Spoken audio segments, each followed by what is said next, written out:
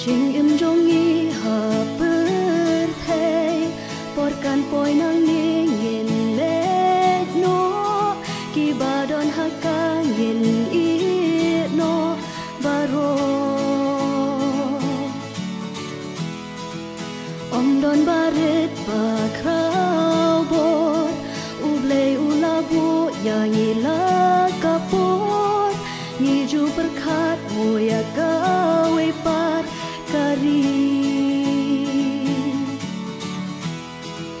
shanu nang ne jing em kan poi la dala jing em long bala kloi bania shembat utrai hakil ok ning phanai hatu mu yu trai ngen yo i berkat kloi mentai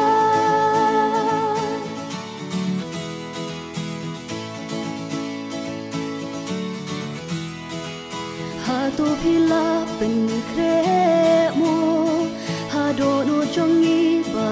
un shom shaki we penaka ku bot babha jisu wan ban pen im ya men sim la jot la du jing kermen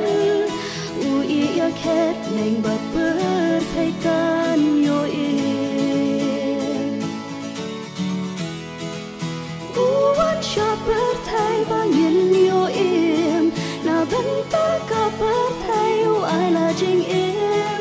u wan sha ka per thai ban thai la jing im ba ya nga bat ya pi u I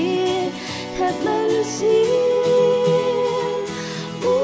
sha per thai ba yin yo im na ban ta ka per thai u ai la jing im u an sha ka per thai ban phai la jing